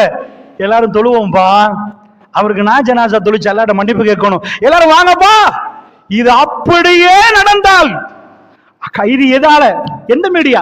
பேஸ்புக்காலயா? யார் லைவ் கொடுத்தது? யார் அங்க கொடுத்தது? எந்த மீடியாவும் இல்ல. பின்னாடி தகவல் சரி பார்க்கிற நேரம் காத்தமுல் அன்பியா சரியாகவே சொல்லியிருந்தார். அந்த நாளில் இறந்திருந்தார். இதை இமாம் பைஹக்கி அவர்கள் ஊண்டி சொல்கிறார்கள். இது இப்படித்தான் என்கிறார்கள். நான் என்ன கேட்கிறேன்டா உங்கள்கிட்ட, காணாத மறுமையை பத்தி இந்த உலகத்தில் வேற எந்த மனிதனும் பேச இயலாது. இறை தூதர்களுக்கு மட்டும்தான் பேசலாம். நீங்க எல்லாம் இறந்து போயிருங்கப்பா, அப்புறமேல உங்களை எல்லாம் எழுப்பாட்டினா ரப்பு வருவான், ரப்பு உங்களோட பேசுவான் என்று பொய்யே சொல்லாத பெருமானார் அவர் சொன்னதில் எதெல்லாம் ஆச்சரியம் என்று இந்த மாதிரி செய்திகள் நிரூபிக்கப்பட்டிருக்கிற நேரம் நாங்க நிக்க மாட்டோமா? மறுமையில் அல்லாஹ்வுடைய சன்னிதானத்தில் நீங்க எழும்ப மாட்டீங்களா? அது ரொம்ப லேசா இருக்குமா? உளவுத்துறை வர்றா 4 கேள்வி கேட்கிறானாலே துடிச்சு போறாங்க. சிஐடி போலீஸ் அதுக்கே பயம் இப்படி இதாகுறாங்க. அப்படின்னு அல்லாஹ்ட முன்னாடி நிக்கிறேன்டா, அப்படியா? அல்லாஹ் ரப்புல் ஆலமீனுடைய கேள்வி எப்படி? நாம் நம்பினால் ஒரு ஆள் மறுமையில நிப்பாண்டா பயப்படுவோம். எவனுக்காவது வாக்கு கொடுத்துட்டோம்னா மீற மாட்டோம். வாக்கு கொடுத்து பண ரீதியாக அதிபயங்கரமான குற்றம், அடுத்தவன் கடன். இது ஜனாசாவை ரசூலுல்லாஹ் எடுக்க மாட்டாங்க, தொழிக மாட்டாங்க, கடனை முடிங்கன்றுவாங்க, ராகத்தடையாதுன்றுவாங்க. எவ்வளவு அலட்சியமா நிக்கிறோம், எவ்வளவு அலட்சியமா நிக்கிறோம். 4 பேரை ஏமாத்துறோம், எந்த பயமும் இல்லாமல் நிக்கிறோமே. அப்ப என்ன அர்த்தம்? ஒண்ணு நாம மறுமையிலாம் அல்லாஹ் எங்களை எழுப்பாட்ட மாட்டான் போல, அது அப்ப நடக்க போகல பாப்போமே என்று ஒரு உணர்வு வருகிறது என்றால் நமக்கு நம்பிக்கையில் கோளாறு. அல்லாஹ்வுடையார்களே, இப்படி நிறைய செய்திகள் இருந்தாலும் இந்த செய்திகளை இப்பொழுது நான் சொல்வதற்குரிய நேரம் இல்லை. இப்படியான செய்திகளை நாம் சரிபார்த்து கொண்டோம் என்றால், சரிபார்த்து இந்த செய்திகள் எல்லாம் பார்க்கிற நேரம் நமக்குள்ளே உணர்வு வரும். அல்லாஹ்வுடைய தூதர் காணாத எபிசீனியாவை சொன்னா, காணாத மர்மையை பத்தி சொன்னா அப்படியே தான் இருக்கும். நம்ம முழிச்சு பார்க்கிறேன்னா ரசூலுல்லாஹ் உண்மையை சொல்லிட்டாங்களேப்பா, எழும்பிட்டோம்பா, இந்த மாதிரி எல்லாரும் இருக்கிறாங்க, அப்படி பேர் எழும்பிட்டோம் என்று வருகிற நேரம் அந்த பதட்டம் அப்பொழுது வந்தால் வேலை இல்லை. அந்த பதட்டம் இப்ப வர வேண்டும் அல்ல. இது ஒன்றுதானே நடந்துச்சு. புகாரியை பரட்டுங்க. கிறிஸ்தவர்களும் இந்த யுத்தத்தை எழுதுறார்கள். கிறிஸ்தவர்களும் இது எழுதுறாங்க. விக்கிபீடியாவில் போய் படிச்சு பார்க்கலாம். கிறிஸ்தவர் தரப்பை நான் படிச்சிருக்கிறேன். அவங்களும் எழுதுறாங்க. இதுதான் அரபிகள் முதலில் கிறிஸ்தவ, அதாவது அரபு நாட்டுக்கு வெளியில போய் எங்களோட வார் பண்ண வாங்கன்னு சொன்ன ஃபர்ஸ்ட் யுத்தம். பொதுவாக அரபிகள் தனக்குள்ள உள்நாட்டு யுத்தம் தான் பண்ணுவாங்க. வெளிநாட்டுக்கு போற அளவுக்கு அவங்கள்ட்ட ஆயுதம் இல்லை. இந்த ரோம பேரரசு வைக்கிற ஆயுதம் எல்லாம் புதிய ஆயுதம். அவங்க அந்த காலத்துல என்னமோ மிஞ்ச நீங்க ஒவ்வொன்று சொல்லுவாங்க. அந்த ஆயுதத்துக்கு ஹதீஸ்ல வரும் பேர், அதை பிடிச்சி அடிப்பாங்க. இந்த இது மாதிரி இது நிறைய வச்சிருக்கிறாங்க அவங்க. அதனால ரோம பேரரசு எட்டி பார்த்தாலும் ஓடிடுவான். ஏன்டா அவ்வளவு பயம். ரோம பேரரசு இந்த பக்கத்தை எட்டியும் பார்க்க மாட்டாங்க. அரபிகள் அந்த அளவு டெவலப்பும் இல்லை. பெருமானருக்கு பிறகு ஃபர்ஸ்ட் வார் நடக்க போகுது. முஸ்லிம்கள் 3000, அவங்க எழுதி வச்சிருக்கிறாங்க 1,00,000. அவங்க தரப்பு 1,00,000 பேர் வந்திருக்கிறாங்களாம். சரியா? முஸ்லிம்களுக்கு எண்ணிக்கை 3000. அல்லாஹ்வுடைய இந்தியாவிலே இது புகாரில் வர செய்தி. போருக்கு அனுப்ப முன்னாடியே இந்த போர்ல அழிஞ்சா அப்படியே உள்ளக்குள்ள பூந்து, என்னப்பா நீங்க யாரு? இந்த போரில் அவங்க தோத்தா, ரோம பேரரசு தோத்தால் அங்கிருந்தா இஸ்லாமிய எலும்ப ஆரம்பிக்கும். ரோம பேரரசு வரைக்கும் போகும். என்னாச்சு? பெருமாள் சொல்லி அனுப்புறாங்க. 3 தளபதியை போட்டு, நீங்க மௌத்தா போனீங்கடா, நீங்க மௌத்தா போனா நீங்க ரசூலுல்லாஹ் சொல்றாங்க, ஜெயிது அவங்க வளர்த்த பிள்ளை, ஜெயிது ரலியல்லாஹு அன்ஹு, ஜெயிது பின் ஹாரிஸா, ரசூல் ஸல்லல்லாஹு அலைஹி வஸல்லம் வளர்ப்பு பிள்ளை இல்ல, அவங்க வளர்த்தாங்க. ஜெயிது கொடியை பிடிச்சிட்டு முன்னாடி போங்க. நீங்க ஷஹீதாக்கப்பட்ட ஜாஃபர், ரசூலுல்லாஹ்வுடைய யாரு? அலி ரலியல்லாஹு அன்ஹு நானா. அவருக்கு அப்ப 40 வயசு, 10 வருஷம் மூப்பவர். அலி ரலியல்லாஹு அன்ஹு 30, அப்ப 40 வயசு. ஜாஃபர் அப்பதான் வந்திருக்கிறாரு. இப்ப எபிசீனியா போனாரு. இவர் பேச்சை கேட்டுதான் அவர் இஸ்லாத்துக்கு வந்தாரு. எத்தியோப்பியா போய் கடுமையான பேச்சாளர். வரலாற படிச்சு பார்க்கிறோம். அவர் மாறி ஒரு தாய், சுப்ஹானல்லாஹ், அருமையான ஒரு பேச்சாளர். அவர் இறங்கி போதான் அமர்கலமா நிக்கிறார். அவ்வளவு இறக்க அவரோட. அவங்க குடும்பத்தாரெல்லாம், ஜாஃபரு நீங்க ஷஹீதாக்கப்பட்டால் என்றாங்க ரசூலுல்லாஹ் வாயால் அது சும்மா வராது. ஷஹீதாக்கப்படுவாங்கன்னு மெசேஜ் வந்தாதான் ஷஹீதாக்கப்பட்டா. அதாவது அப்துல்லா பின் ரவாஹா நீங்க கொடியை பிடிங்கன்னு நிப்பாட்டிட்டாங்க. இப்ப போறாங்க ஷாம் அந்த பக்கம். மோத்தாண்ட ஊர்ல நடக்க போகுது. அவங்க அவ்வளவு பேர் வந்துட்டாங்க. என்னப்பா அரபுகள் எழும்புறாங்கண்டா, என்ன நீங்க என்ன நடக்கிறீங்க? எங்க பக்கத்துல பிடிப்பீங்களா? இப்பதான் 2 பக்கம் பலம் போட போகுது. இந்த பக்கம் சொன்ன மாதிரி ரசூலுல்லாஹ் புகாரில் வருது. ஆயிஷா சொல்றாங்க, லைவ் பண்ணாங்க ரசூலுல்லாஹ். மோத்தாக்கு ரசூலுல்லாஹ் போகவும் இல்லை, மோத்தால இருந்து யாரும் வரவும் இல்லை. இப்ப நடக்கிறது, இப்ப டெலிவிஷன்ல இப்ப பார்த்து சொல்லுவாங்க பாருங்க, வீடியோவை பார்த்து, இதை கிரிக்கெட்ல அடிக்கிறான், 4 அடிக்கிறான், 6 அடிக்கிறான், அது மாதிரி ரசூலுல்லாஹ் இப்ப லைவ் பண்றாங்க. நான் மோத்தாவை பார்க்கிறேன்டாங்க ரசூலுல்லாஹ். ஸைத் பின் ஹாரிஸா கொடியை பிடித்து முன்னாடி போகிறார். அவர் ஷஹீதாக்கப்படுகிறாங்க ரசூலுல்லாஹ். அவர் வீரமரணம் அடைந்து விட்டார். இந்த உம்மத்தின் மிகவும் பேர் போன ஜாஃபர் பின் அபி தாலிப் ரலியல்லாஹு அன்ஹு அவர்கள் அல்லாஹ்வுடைய இந்த நேசம் எப்படி தெரியுமா? முன்னாடியே போகிறார். ஜாஃபருடைய ஜனாசாவை பற்றி சஹாபாக்கள் விவரிக்கிறார்கள். ஒரு குத்து பின்னாடி இல்லை, முகம் கிழிக்கப்பட்டிருந்தது.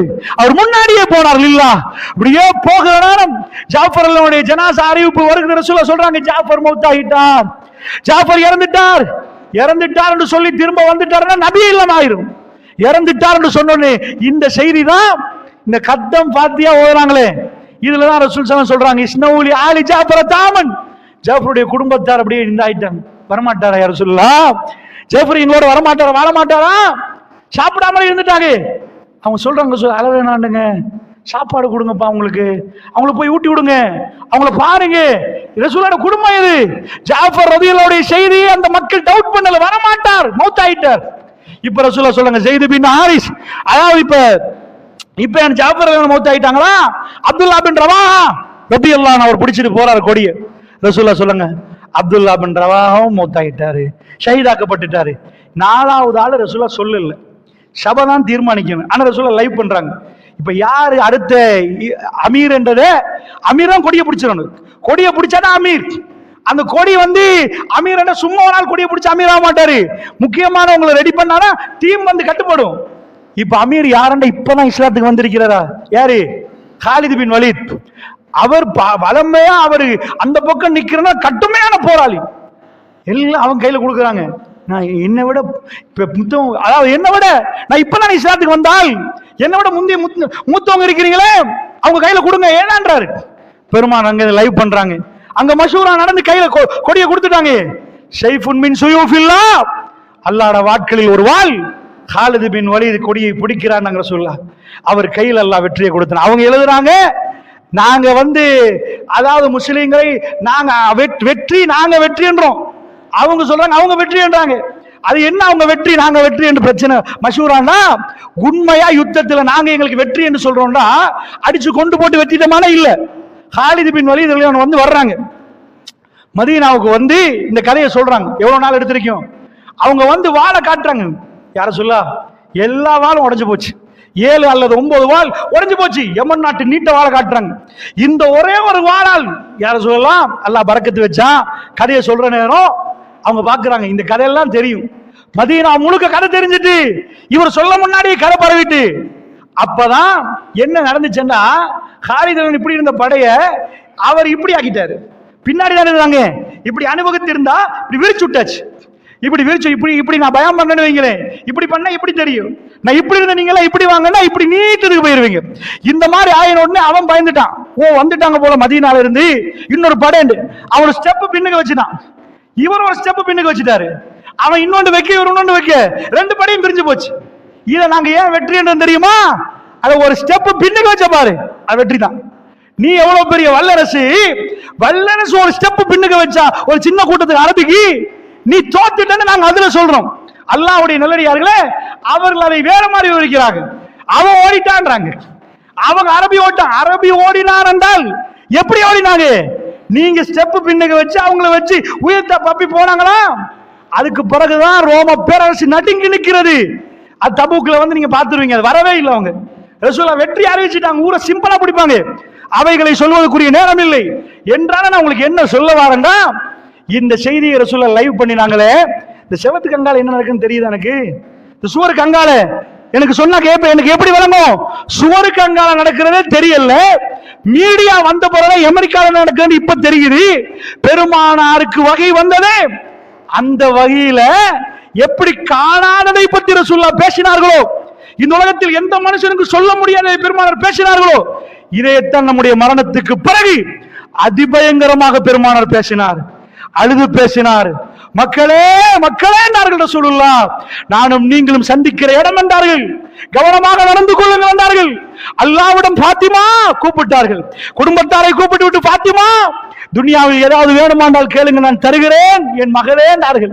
அல்லாஹ்வுடைய சன்னிதானத்திலே அந்த தீர்ப்பில் எதுவுமே எனக்கு பண்ண முடியாது பாத்திமா என்றார்கள். தன் மகளோடு நீங்க வாப்பா உங்க மகளோட எப்படி நடப்பீங்கன்னு கற்பனை பண்ணுங்க.